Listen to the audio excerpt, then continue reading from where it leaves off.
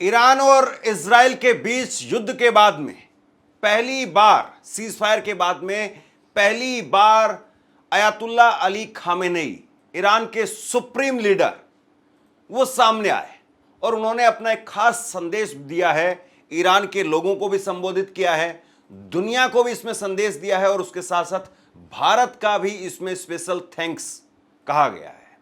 और America, Donald Trump जिस तरीके से बयानबाजी करते हुए घूम रहे हैं, उनके लिए भी एक खास संदेश है।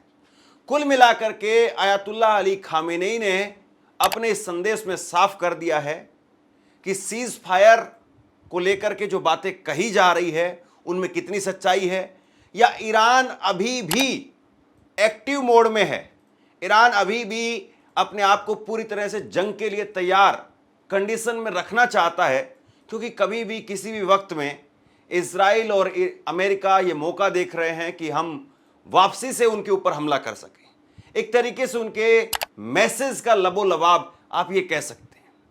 तो कुल मिलाकर के खामेनेई का ये संदेश निकल करके सामने आया है और इसका अमेरिका और इजराइल की तरफ से क्या जवाब दिया जाएगा ये देखना बाकी है। पहले जो उनका संदेश निकल करके सामने आया है वो मैं आपको बताता हूं। ईरान के सुप्रीम लीडर ने सीज फायर के बाद में पहली बार ईरान की जनता को संदेश भेजा है, जिसमें उन्होंने ईरान की जीत पर देश के लोगों को बधाई दी। अयातुल्ला अली खामेनेई का दावा है कि अमेरिका ने युद्ध में इसलिए प्रवेश किया क्योंकि उसे लगा कि वह अगर ऐसा नहीं करता है तो इजराइल पूरी तरह से नष्ट हो जाएगा।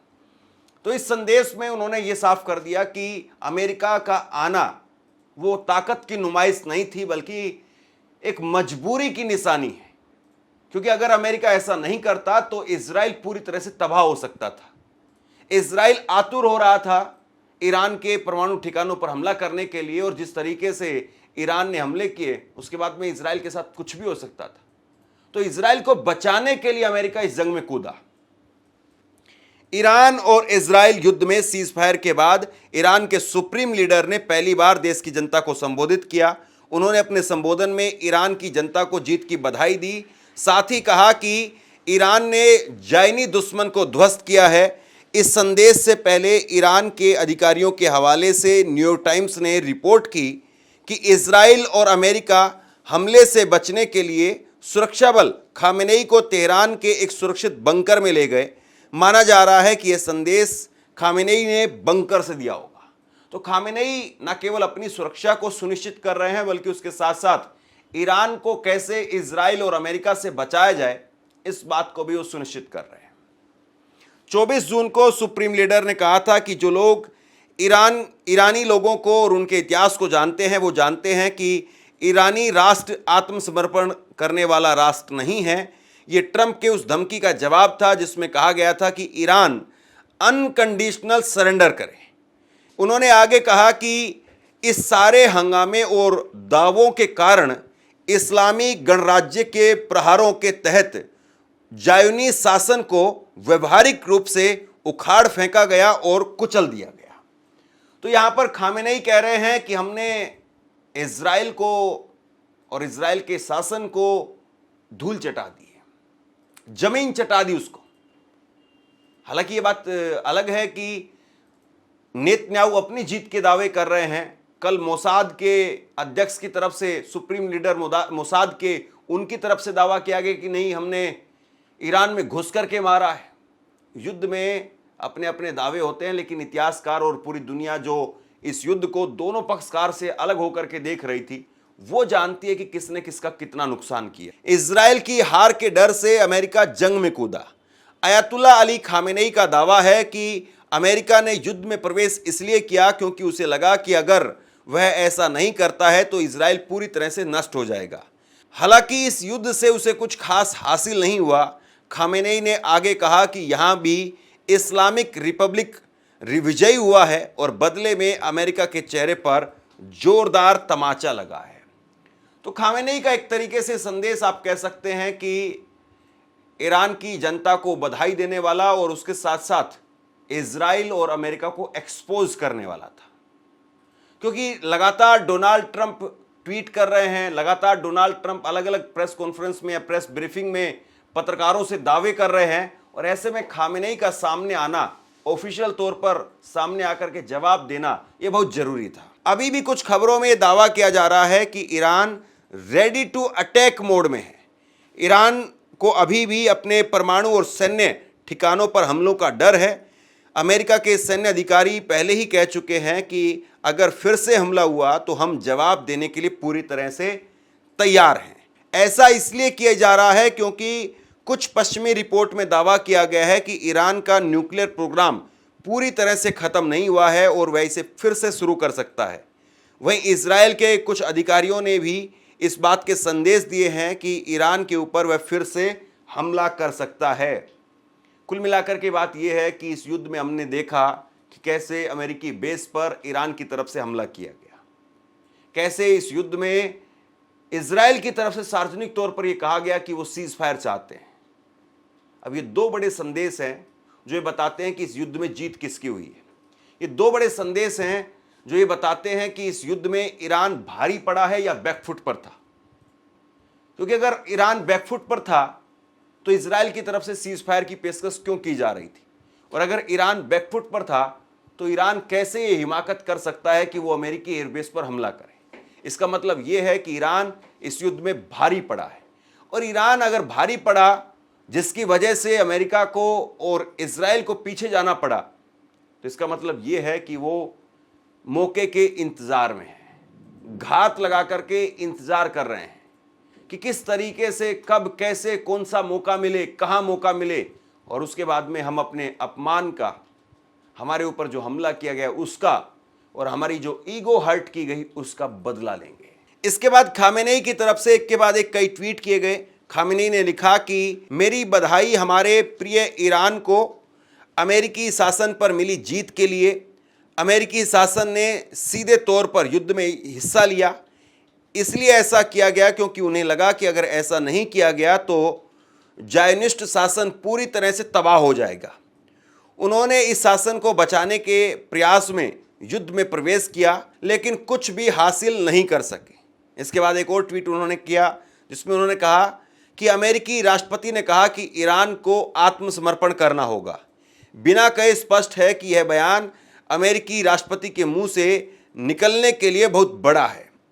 एक और ट्वीट में खामेनेई कहते हैं कि इस्लामी गणराज्य ने अमेरिका के चेहरे पर एक करारा तमाचा मारा है। उसने अल उदीद एयरबेस पर हमला किया और उसे नुकसान पहुंचाया, जो इस क्षेत्र में अमेरिका के प्रमुख सैन्य अड्डों में से एक है। इसके बाद एक और ट्वीट किया खामेनेई ने, जिसमें उन्होंने कहा कि इस्लामी गणराज्य को इस क्षेत्र में अमेरिका के प्रमुख ठिकानों तक पहुंच हासिल है। वह जब चाहे तब कार्रवाई कर सकता है। यह अपने आप में एक बेहद महत्वपूर्ण बात है। ऐसी कार्रवाई भविष्य में भी दोहराई जा सकती है। अगर कोई आक्रामकता हुई तो दुश्मन को इसका भारी खामियाजा भुगतना पड़ेगा। तो ये खामेनेई साहब की तरफ से एक के बाद एक कई ट्वीट किए गए थे, और अब देखने वाली बात यह है कि क्या इसका जवाब देने के लिए नेतन्याहू खुद सामने आते हैं, डोनाल्ड ट्रंप खुद सामने आते हैं। क्योंकि डोनाल्ड ट्रंप की तरफ से कहा गया था कि 12 घंटे पहले ईरान सीज फायर करेगा, फिर 12 घंटे इजराइल सीज फायर करेगा, और फिर उसके बाद में इस युद्ध की आधिकारिक तौर पर बंदी की घोषणा होगी और उसको हम सब सेलिब्रेट करेंगे। लेकिन खामेनेई जिस तरीके से जलते हुए तीर अमेरिका पर और इजराइल पर मार रहे हैं, इसके बाद में डोनाल्ड ट्रंप क्या जवाब देते हैं। क्योंकि याद करिए, डोनाल्ड ट्रंप के कई सारे ट्वीट सामने आए थे जिसमें वो कभी थैंक यू बोल रहे थे, कभी प्लीज बोल रहे थे, कभी कह रहे थे कि भगवान अमेरिका को आशीर्वाद दे। तो इस तरह की बातें उनकी तरफ से कही गई। खामेनेई ने इस पूरी जंग में दुनिया को दिखाया कि जिनको आप ये मान करके चल रहे थे कि हम ख़त्म कर देंगे, उनका खात्मा आप नहीं कर पाए, और आज भी आप उनकी लोकेशन तक ट्रेस नहीं कर पा रहे हैं। और आज भी खामेनेई ने जिस तरीके से अपने लोगों को मैसेज भेजा है, तो मैसेज में उनकी पूरी तरह से एक हेकड़ी देखी जा सकती है। कहीं से भी ऐसा नहीं लग रहा है कि ईरान इस जंग में पीछे है, या ईरान इस जंग में अपने आप को बहुत असहाय महसूस कर रहा था, या खामेनेई उन्होंने राहत की सांस ली है जंग के खत्म होने पर। यह बात सही है कि करीब 1000 लोग मारे गए हैं, अलग अलग मीडिया रिपोर्ट्स में कहीं पर 950 लोगों के मारे जाने का दावा किया जाता है, कहीं पर 940 का, तकरीबन 1000 लोग मारे गए। भारी नुकसान हुआ है, आर्थिक तौर पर नुकसान हुआ है, लेकिन ऐसा लगता है कि ये नुकसान तो खामेनेई झेल सकते हैं, ये नुकसान ईरान झेल सकता है, लेकिन जो बड़ा नुकसान है जिसका आकलन अभी स्पष्ट तौर पर सामने नहीं आ रहा है, और वो है परमाणु हथियारों को लेकर के। हालांकि खामेनेई की तरफ से आज जब उन्होंने संदेश दिया तो इस पर उन्होंने कुछ भी टिप्पणी करने से अपने आप को जो है बचाया है, यानी इस मुद्दे पर वो नहीं बोले। ना तो उन्होंने ये दावा किया कि हमारे परमाणु हथियार अभी भी सुरक्षित हैं या हम परमाणु हथियारों को फिर से आगे बढ़ाने की दिशा में कदम बढ़ाएंगे आगे, ना उनकी तरफ से कहा गया कि हमने परमाणु हथियारों को बनाने का जो फैसला था उसको त्याग दिया है, ना उन्होंने ये कहा कि हमारे परमाणु हथियारों को नष्ट कर दिया गया। तो उन्होंने इस टॉपिक पर कुछ नहीं बोला है। कई बार ऐसा होता है कि आप ऑफिशियल तौर पर अपने आप ऐसी किसी भी टिप्पणी से अपने आप को बचाना चाहते हैं, क्योंकि ऐसी कोई भी ऑफिशियल तौर पर टिप्पणी खामेनेई के मुंह से अगर निकल करके सामने आती है, खामेनेई के ऑफिशियल हैंडल से निकल करके सामने आती है, तो वो ईरान को मुश्किलों में डाल सकती है। ईरान के ऊपर नए सेंक्शन या फिर आप ये कहें कि दुनिया भर के अलग अलग मंचों में जाकर के फिर उस पर सफाई देना। तो कई बार ऐसा होता है कि कोई भी देश वो क्या फैसला ले रहा है या वो क्या कर रहा है, इस बात को वो दुनिया के सामने बताता नहीं है। जब काम हो जाता है तो उसके बाद में ढोल बजा दिए जाते हैं और बता दिया जाता है कि हम ये काम कर रहे थे और हमने इसमें ये सफलता हासिल की है। लेकिन खामेनेई अभी पूरी तरह से दो बातों को यहाँ पर कहते हुए नजर आए कि हमने इजराइल को घुटने टिकवा दिए, वो इजराइल को तबाह कर दिया, इजराइल के अलग अलग सेंटर्स पर जाकर के हमला किया, अमेरिका को कूदना पड़ा क्योंकि इजराइल के पूरी तरह से खत्म होने का डर था। यह बताता है कि खामेनेई अभी भी पूरी तरह से हुंकार मोड में है, वो साइलेंट मोड में नहीं है और ना ही वो बेबसी के मोड में है। सबसे बड़ी बात यह है कि ईरान की तरफ से बीते 12 दिनों में जब ये युद्ध चल रहा था और सीज फायर के बाद में भी कभी कोई ऐसा लम्हा दिखा नहीं कि ईरान ने फ्रंट फुट पर आकर के इस बात को स्वीकार किया हो कि हम इस वक्त में अपने आप को बहुत फंसा हुआ महसूस कर रहे हैं। जबकि ये खबरें सार्वजनिक तौर पर सामने आई थी कि इजराइल ने इस बात को स्वीकार किया कि वो युद्धबंदी चाहता है, क्योंकि इजराइल के इंटरसेप्टर लगातार खत्म हो रहे थे, इजराइल को नुकसान हो रहा था, इजराइल दुनिया के सामने एक्सपोज हो रहा था, इजराइल की टेक्नोलॉजी, इजराइल की सुरक्षा खुफिया एजेंसी वो लगातार एक्सपोज हो रही थी। और डोनाल्ड ट्रंप, उनकी भी एक नहीं चल रही थी, अमेरिका उसको भी इस जंग में कूदना पड़ा। अमेरिका की तरफ से बार बार ये बात कही जा रही, डोनाल्ड ट्रंप की तरफ से बार बार ये बात कही जा रही कि हमने B2 बॉम्बर गिरा करके उनके परमाणु फैसिलिटी को तबाह कर दिया है। लेकिन अमेरिका की रिपोर्ट्स या अमेरिका के ही न्यूज चैनल या अमेरिकी मीडिया, उसकी तरफ से स्पष्ट दावा किया जा रहा है कि बहुत ज्यादा नुकसान ईरान को नहीं हुआ है। ईरान बस कुछ महीने पीछे गया है। आप ऐसा नहीं है कि उसको आप 15-20 साल पीछे धकेल पाए, आप उनके परमाणु फैसिलिटी पर हमला कर पाए। यह बात ईरान की तरफ से नहीं बल्कि अमेरिका की तरफ से कही जा रही है। तो कुल मिलाकर के दुनिया ने, आप ये कह सकते हैं कि इन बीते 15 दिनों के अंदर 12 दिन युद्ध चला और उसके बाद में 3 दिन अब ये युद्धबंदी के, बीते 15 दिनों में एक ऐसा ईरान देखा जो शायद नई पीढ़ी ने नहीं देखा था, जो शायद नए लोगों ने नहीं देखा था कि कैसे ईरान जो है वो इतना भारी भी पड़ सकता है।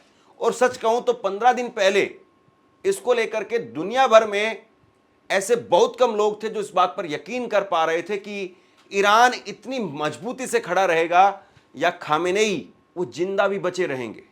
इस बात को लेकर के बहुत कम लोग थे जो दावा कर पा रहे थे, क्योंकि जिस प्रकार की हेकड़ी अमेरिका की तरफ से, जिस प्रकार की बातें, जिस प्रकार के दावे, जिस प्रकार की आग उगली जा रही थी इजराइल की तरफ से, ऐसे में बहुत मुश्किल है अपने आप को संभालना, अपने राष्ट्र को संभालना, अपनी परमाणु फैसिलिटीज को संभालना। और दूसरी बड़ी बात यह है कि दुनिया भर में जब जो आप उम्मीद कर रहे थे अरब देशों की तरफ से, इस्लामिक देशों की तरफ से या अपने बड़े सहयोगियों की तरफ से, तो बहुत खुल करके अगर कोई आपके साथ में नहीं आए, उसके बावजूद अपने आप को संभालना कोई आसान काम नहीं है। लेकिन खामेनेई ने ये करके दिखाया, ये कम से कम हम सब ने देखा, पूरी दुनिया ने देखा। इसमें सबसे बड़ी बात यह भी रही कि खामेनेई उन्होंने अपनी उम्र को भी धता बता दिया। याद करिए, डोनाल्ड ट्रंप जब चुन करके आए उस वक्त में जो बाइडेन को अपनी उम्र की वजह से ही पीछे हटना पड़ा था कि वो बहुत उम्र दराज हो गए हैं, कुछ याद नहीं रहता है, भूल जाते हैं, इधर जाना होता है उधर चले जाते हैं, उम्र जो है उनके ऊपर हावी हो गई है। डोनाल्ड ट्रंप अपने आप को बहुत, हालांकि वो कोई ऐसा नहीं कि 20 साल के नौजवान है, लेकिन अपने आप को बहुत एनर्जी वाला, अमेरिका को बहुत ग्रेट बनाएंगे, इस तरह के बयानों के साथ में आए। और फिर उसके बाद में आप देखिए कि डोनाल्ड ट्रंप वो शख्स है जो इराक में युद्ध को लेकर के हमेशा खिलाफ रहे, लेकिन जब खुद कुर्सी पर बैठे, जब मौका आया तो खुद युद्ध के अंदर जो है वो कूद गए। लेकिन ऐसा लगा कि बिना हेलमेट के कूद गए, बिना सेफ्टी के कूद गए। और इसीलिए पहली बार हाल फिलहाल के सालों में, या यूं कहें कि 1917 के बाद में पहली बार कोई देश बता करके अमेरिकी बेस पर हमला कर पाया। यह अमेरिका ने पहली बार झेला और इसीलिए अमेरिका में लोग सड़कों पर उतर आए। डोनाल्ड ट्रंप की आलोचना होने लगी। डोनाल्ड ट्रंप ने अपने विपक्ष को एक तरीके से किनारे पर डाल दिया। वहां पर जब अमेरिका के B-2 बॉम्बर वहां जाते हैं, हमला करते हैं, तो विपक्ष को आप अपने भरोसे में नहीं लेते हैं। जब वहां से B-2 बॉम्बर आ गए तब ये बताया नहीं गया विपक्ष को कि क्या वाकई वहां पर जो है वो अमेरिका हमला कर पाने में, पूरी तरह से परमाणु फैसिलिटी को नष्ट कर पाने में कामयाब रहा या नहीं रहा। तो ये सारी बात हैं जो लगातार, अगर आप इस पूरी युद्ध की बड़ी तस्वीर को समझना चाहें तो बड़ी तस्वीर में यह समझ में आ रहा है कि डोनाल्ड ट्रंप, इजराइल, इस पूरी तस्वीर में जो है वो कहीं ना कहीं बहुत बोने साबित हो गए। और जिनको बोना बताया जा रहा था, या जिनको बताया जा रहा था कि नहीं ये तो खत्म हो चुके हैं, अब खामेनेई कितने साल के हैं, 85 साल के हैं, वो उनका कोई भविष्य नहीं है। वो तो खुद जो है वो ईरान को युद्ध की आग में धकेल रहे हैं, अपनी ईगो के लिए पूरे ईरान को जला देना चाहते हैं। इस तरह की बातें जो खामेनेई को लेकर के कही गई, लेकिन ईरान में कभी भी ऐसा नहीं दिखा कि जनता खामेनेई के खिलाफ जा रही है। उल्टा हमने ये देखा कि जब युद्ध चल रहा था तो जुम्मे की नमाज पर लोग सड़कों पर आए और सड़कों पर आकर के डेथ टू अमेरिका, अमेरिका मुर्दाबाद, इजराइल मुर्दाबाद, इस तरह के नारे लोगों ने लगाए और खामेनेई के साथ लोग खड़े हो गए। हमने ये भी देखा कि ईरान के अंदर विपक्ष, उसने भी खामेनेई का भरपूर समर्थन किया। हमने ये भी देखा कि ईरान के पूर्व राष्ट्रपति, उन्होंने कहा कि इजराइल अगर ये सोच रहा है कि यहां पर हम तख्ता पलट कर देंगे, बगावत कर देंगे, राजनीतिक रूप से डिस्टर्बेंस पैदा कर देंगे, तो वो गलत सोच रहा है। इस वक्त में हर ईरानी ईरान के झंडे के नीचे एक साथ है, एकजुट है, और हम पूरी तरह से इजराइल को और अमेरिका को मुंह तोड़ जवाब देने के लिए खामेनेई के साथ खड़े हैं। तो ये सारी बातें थी जो एक अंतर पैदा करती चली गई। और आज जब खामेनेई खड़े होकर के इस बात का ऐलान कर रहे हैं, जब खामेनेई खड़े होकर के खुद दुनिया के सामने बता रहे हैं कि देखिए हमने इजराइल को घुटने पर ला दिया, इजराइल को नुकसान पहुंचाया, इजराइल को तबाह किया, तो इसके पीछे अकेले खामेनेई नहीं है, बल्कि पूरे ईरान की ताकत दिखाई दे रही है। ईरान के लोगों के जज्बे को आप कह सकते हैं कि उन्होंने कुछ इस तरीके से खड़ा किया कि ईरान ने अमेरिका और इजराइल को मुंह तोड़ जवाब दिया। बहरहाल अब देखना यही है कि खामेनेई के बयान के बाद में अमेरिका और इजराइल की तरफ से क्या कुछ कहा जाता है।